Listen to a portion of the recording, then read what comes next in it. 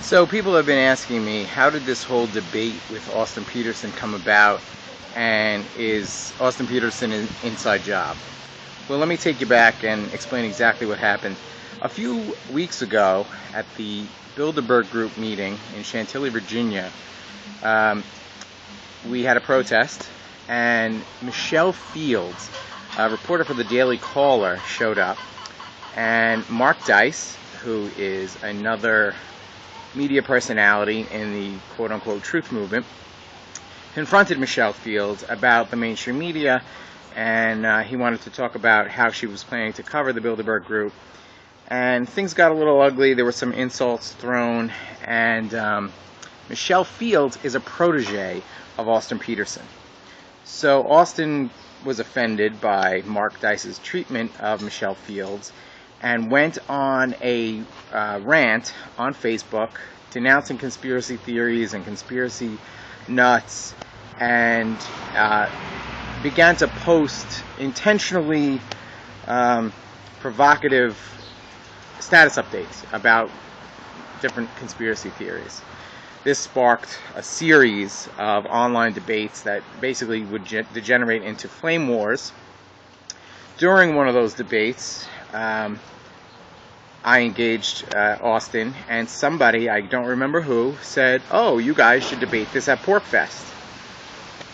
So at the time, there was no room left to have an official PorcFest debate, but we did schedule. We were going to have a kind of an impromptu private debate at one of our campsites, and just invited people to come. Well, there was such a huge response online to the invitation for the event that we ended up making it a semi-official PorcFest event, and moving it to one of the PorcFest venues, and Carla Garrick actually moderated the event for us. So I just want to say that, look, I understand that Mark Dice was not the most polite. He even apologized for some of what he had said to Michelle Fields. I think that this personal I don't want to say vendetta, but it kind of sprung up from him taking an offense over something that really had nothing to do with him, and then kind of turning it against the whole truth movement, because some people in the truth movement are obnoxious, just as people in the liberty movement and the human population at large are obnoxious. People have those type of personality flaws. I'm one of them, certainly, if you know me. So when you take that, and then he wants to turn it into this kind of McCarthy-like purge, saying that conspiracy theorists have no place in the liberty movement, and that conspiracy theories are dangerous to the liberty movement. I think that first of all, during the debate, his opening statement was that he's a journalist, he's a real journalist, and that he investigated these issues, and that he could not find a legitimate conspiracy. But yet he opened his opening statement, he talked about how conspiracy theories are dangerous to the liberty movement. Therefore, obviously, he had an agenda that he wanted to prove conspiracy theories wrong so that they could be put aside, no longer be troublesome to the reputation of the liberty movement. And I think that the problem is that Austin is collectivizing all conspiracy theorists, and he's used several straw man arguments to do that. So he takes the reptilian argument, that George Bush is a reptilian and therefore planned 9/11, and therefore all conspiracy theories are nonsense. Obviously, we know that that's a pretty ridiculous conspiracy theory, although I can't prove it's not true.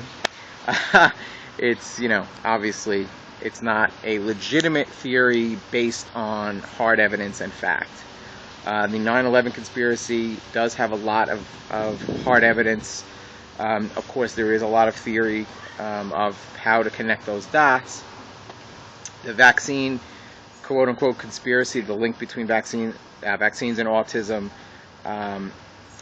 the argument is generally that vaccines cause autism. That soundbite is not really correct. Dr. Wakefield, who is the leading researcher in this area never said that vaccines cause autism. Basically, if you need to break it down into kind of a quick soundbite, what he did say was that vaccines can trigger basically what amounts to allergic reactions in the intestines, which then cause autoimmune deficiencies, which then could lead to autism. And obviously there's a lot more research that needs to be done on that. It's also related to genetics and diet and environment. But Wakefield says that the link to vaccines cannot be ignored. It needs to be researched. We should not just be vaccinating the whole public. If there are kids that are having these increasingly more and more having these allergic reactions to the vaccines, then we need to be testing for that allergy first before just blanketing the population with vaccines. So that was one of the strawmans I wanted to highlight in the debate.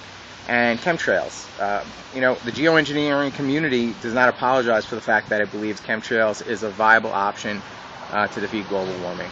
And so for Austin to pretend that there's no way possible this is going on when scientists are reporting increased levels of aluminum and barium in the soils all over the planet, it's willful ignorance. So I just wanted to answer some of those questions to some of the people that have been asking. Do I believe Austin Petersen is an inside job? No. I think that he is misled. I think his heart is in the right place and he wants to do what's best for the liberty movement. I just don't believe that violating your principles is ever the way to go. And karmically speaking and spiritually speaking, I think liberty grows when we honor the principles of liberty. And when we try to manipulate and control and say we can't let this, this will hurt our reputation, so we can't talk about this or we can't talk about that, and we need to control our reputation. I mean, that in effect, that's what the statists do, and that's what people who don't have principles do, because they don't have the truth behind them. And I don't mean the truth of conspiracy theories, because a lot of them we don't know the truth, but the truth of the principles of liberty, and that is individualism and freedom, and the freedom to debate and discuss and theorize without being marginalized or ostracized. In my opinion, we should only be ostracized when we violate the non-aggression principle. And I think that Austin, I think in his heart he knows that, but I guess he still has some fear. And I think that one of the truths of liberty is that freedom is the end of fear. And when you no longer have fear, that's when you will truly be free. So that's it. I hope you enjoy the debate. I'll put a link to the debate if you haven't seen it in the YouTube comments section, in the information section. And feel free to like and leave a comment on the video. Thanks.